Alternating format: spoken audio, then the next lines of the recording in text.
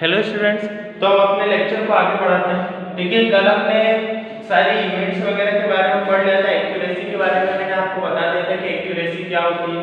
ठीक है, आज जो हम टॉपिक पढ़ने वाले हैं वो है थोड़ा मैं आपको एरर के बारे में बता देता हूँ, उसके बाद हम सिग्निफिकेंट फिगर्स सार्थक अंक पढ़ने वाले हैं। ठीक है, एरर क्या होती है, कल मैंने आपको बताया था कि real value minus measured value, मतलब जो वैल्यू उसकी वास्तविक है वो वैल्यू और माइनस करेंगे जो हमें हमारी मापी गई वैल्यू है, उन दोनों का अगर डिफरेंस निकालते हैं तो उसको हम क्या बोलेंगे, एरर। उसी को क्या बोलेंगे, त्रुटि। ठीक है, एरर के टाइप्स वगैरह फिजिक्स में भी पढ़ने वाले हैं, तो इसलिए मैं यहाँ पे कोई इतने ज्यादा डिफाइन नहीं कर रहा हूँ। इसके बाद जो हम पढ़ रहे हैं वो है सार्थक अंक, सिग्निफिकेंट फिगर्स के बारे में पढ़ेंगे। सिग्निफिकेंट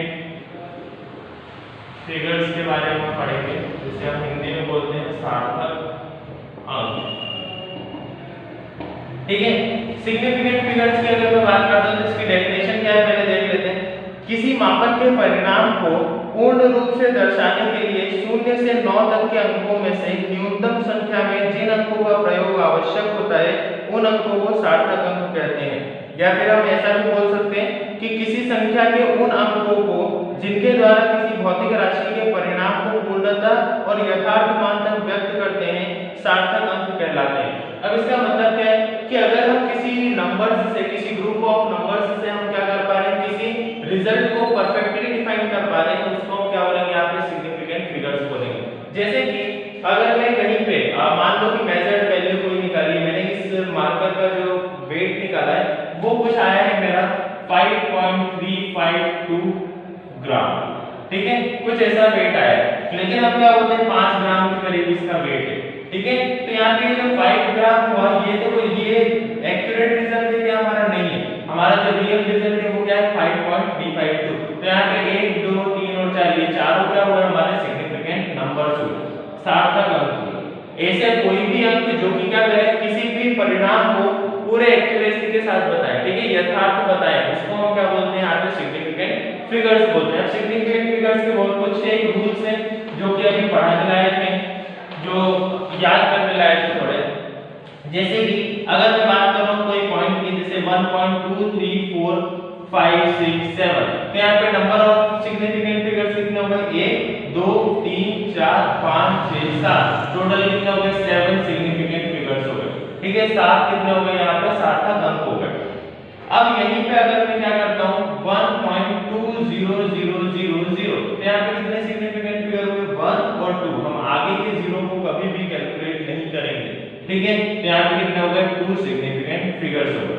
अब यही तीसरा केस अगर मैं मान लेता हूं कि कोई वर्ड है जिसमें लिखा 1.0203, तो यहाँ पे कितने होंगे, तो अगर मैं बात कर रहा हूँ इस नंबर की, तो 1 2 3 4 5, पांचों क्या होंगे, यहाँ पे सिग्निफिकेंट फिगर होंगे। ऐसा क्यों, क्योंकि अगर लास्ट में 0 होता है तो उसकी कोई वैल्यू नहीं होती।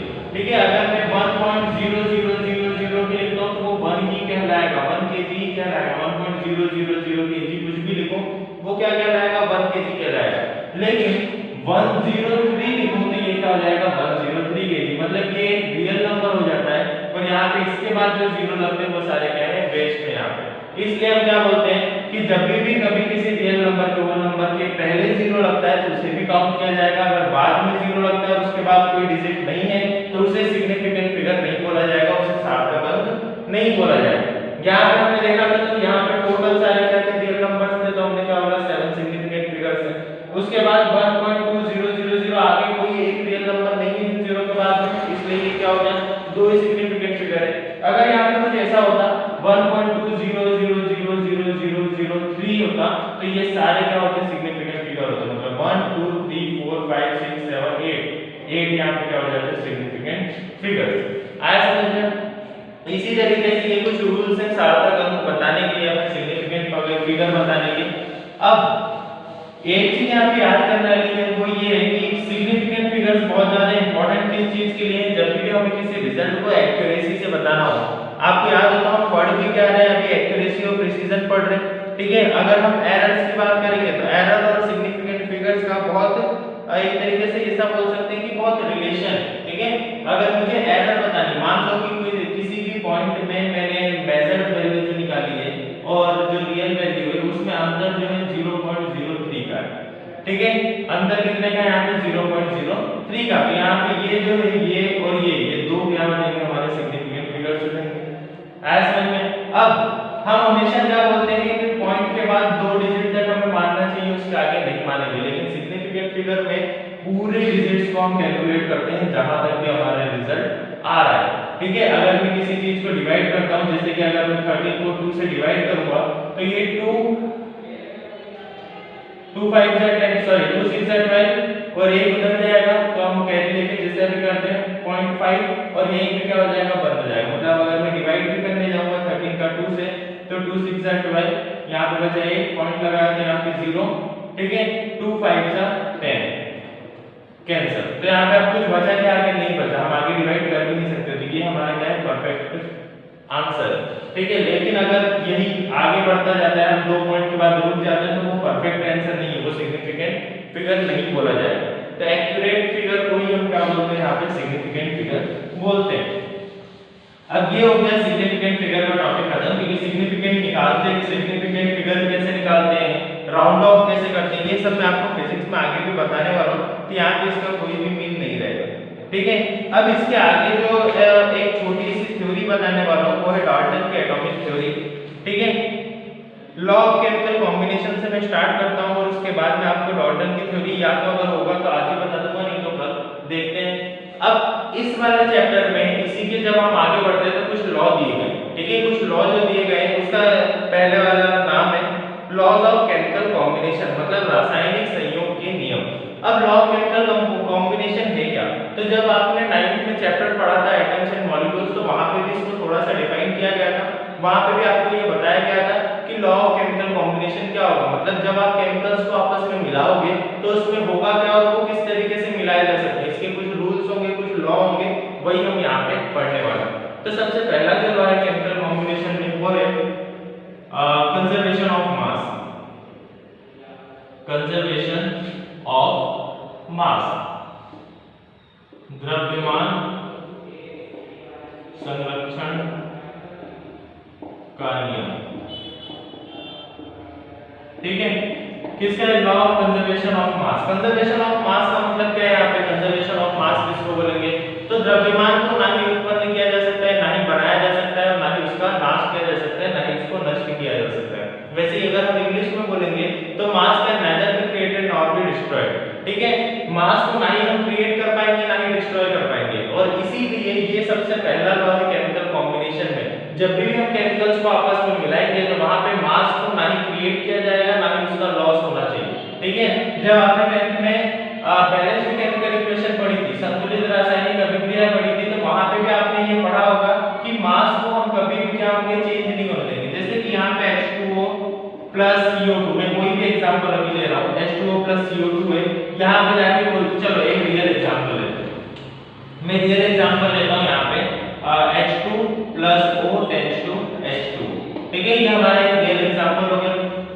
हाइड्रोजन यहाँ पे कितने हैं, 2 मॉलिक्यूल्स हैं, तो इसका कुछ मास होगा। ठीक है, दो मास किसका होगा, 2 मॉलिक्यूल्स ऑफ हाइड्रोजन का, मॉलिक्यूल्स ऑफ हाइड्रोजन। हाइड्रोजन के 2 अणुओं का यहाँ पे क्या होगा, द्रव्यमान होगा। ऑक्सीजन के 1 अणु का द्रव्यमान होगा, तो द्रव्यमान किसका होगा, 1 मॉलिक्यूल ऑफ ऑक्सीजन। ठीक है, ऑक्सीजन के 1 अणु का यहाँ पे द्रव्यमान होगा। लेकिन जब यहाँ पे हम जाते हैं तो हाइड्रोजन कितने हैं, 2, मतलब हाइड्रोजन के 2 अणुओं का द्रव्यमान और ऑक्सीजन के 1 अणु का द्रव्यमान। अगर यहीं पे क्या होता कि H2 plus O tends to हो जाता है HO। ठीक है, अगर रिएक्शन कुछ इस टाइप की होती तो क्या होता, हाइड्रोजन के 2 अणुओं का द्रव्यमान, ऑक्सीजन के 1 अणु का द्रव्यमान, मतलब 2 मॉलिक्यूल्स ऑफ हाइड्रोजन का मास, 1 मॉलिक्यूल ऑफ ऑक्सीजन का मास। अब जैसे ही हम प्रोडक्ट में जाते हैं तो क्या हो गया, 1 मॉलिक्यूल ऑफ हाइड्रोजन और 1 मॉलिक्यूल ऑफ ऑक्सीजन। अगर मैं रिएक्शन के पहले देख रहा हूं तो 2 मॉलिक्यूल्स हैं हाइड्रोजन के, वही रिएक्शन के बाद 1 मॉलिक्यूल है हाइड्रोजन का, तो दोनों के मास में क्या होगा, अंतर होगा। ठीक है, ये वाला मास ज्यादा आएगा, 2 मॉलिक्यूल्स का मास ऑब्वियसली ये ज्यादा ही आएगा। और अगर एक हाइड्रोजन का मास देखते हैं तो एक हाइड्रोजन का मास क्या आएगा, कम आएगा as compare to 2 molecules of hydrogen. तो दोनों के मास में क्या है, अंतर है। ठीक है, दोनों के मास में बहुत अंतर है, तो इसी को हम क्या बोलेंगे, लॉस ऑफ मास। अब यहाँ पे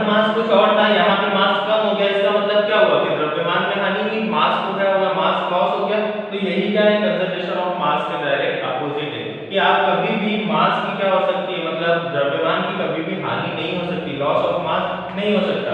तो मास को ना ही डिस्ट्रॉय किया जाएगा ना ही क्रिएट किया जाएगा, इसलिए हमेशा कभी भी कोई रिएक्शन हो रही है, दो केमिकल्स को आप आपस में मिला रहे हो, तो उनमें क्या होना चाहिए, मास स्टेबल होना चाहिए, मास कांस्टेंट होना चाहिए। ठीक है, जो मास रिएक्शन के पहले था, जो द्रव्यमान अभिक्रिया के पहले था, वही अभिक्रिया के बाद भी होना चाहिए, रिएक्शन के बाद भी वही होना चाहिए। यही है law of conservation of mass. Conservation of mass एक बेसिक सा लॉ है जिसमें उसने बोला था मास can nether be created nor be destroyed. द्रव्यमान को ना ही हम उत्पन्न कर सकते हैं, ना ही उसका नाश किया जा सकता है। अब सेकंड जो लॉ है वो है constant proportion, law of constant proportion. Law of constant proportion क्या है? कांस्टेंट प्रोपोर्शन का यहाँ पे क्या मतलब है? निश्चित अनुपात का नियम। ठीक है, अब लॉ ऑफ कांस्टेंट प्रोपोर्शन क्या है? मैंने जब आपको कंपाउंड बताया था, कंपाउंड क्या होता है कि जब दो एलिमेंट्स को, दो तत्वों को आपस में मिलाया जाता है एक निश्चित अनुपात में, तो उसे हम क्या बोलते हैं? यौगिक बोलते हैं, उसे कंपाउंड बोला जाता है। तो यहाँ पे क्या कांस्टेंट प्रोपोर्शन का मतलब कि जब दो केमिकल्स को आप आपस में मिलाओगे तो वो रिएक्शन तभी करेंगे जब वो क्या हो? कांस्टेंट प्रोपोर्शन में, मतलब एक निश्चित अनुपात में हो। अगर मैं कार्बन और ऑक्सीजन को मिला रहा हूं तो वो CO2 बनेगा, लेकिन CO2 कब बनेगा? जब कार्बन 1 होगा और ऑक्सीजन 2 होगा। मतलब ये क्या होना चाहिए? फिक्स्ड एक रेशो होना चाहिए। तो अगर फिक्स्ड रेशो नहीं है तो कभी भी हमारा जो भी कॉम्बिनेशन है केमिकल का वो सक्सेसफुल नहीं रहेगा। तो ये क्या बोलता है? हमारा लॉ ऑफ कांस्टेंट प्रोपोर्शन। अब यहीं पे एक जो बात आती है वो है एटम। ठीक है, अगर हम केमिकल्स को आपस में मिला रहे हैं तो कौन सा पार्ट उसका केमिकल रिएक्शन में भाग ले रहा है, पार्ट ले रहा है, कौन नहीं ले रहा है, उसके पीछे क्या थ्योरी है, ये सारी चीजें बताई थी डाल्टन ने। उसने डाल्टन की एटॉमिक थ्योरी जो है उसमें सारी प्रॉपर्टीज बताई थी कि एटम किस तरीके से पार्टिसिपेट करता है किसी रिएक्शन में, मास को किस तरीके से वो कंजर्व करता है। मतलब एक तरीके से एटम का यहाँ पे बहुत इंपॉर्टेंट रोल है किसी भी केमिकल रिएक्शन में। अगर एटम ना होता तो केमिकल रिएक्शन पॉसिबल ही नहीं होती। ठीक है, तो डाल्टन की एटॉमिक थ्योरी जो है, अगर मैं अभी बताऊंगा तो रिएक्शन बड़ा हो, ये वीडियो बड़ा हो जाएगा। ठीक है, तो अगली वीडियो में हम कवर करेंगे कि डाल्टन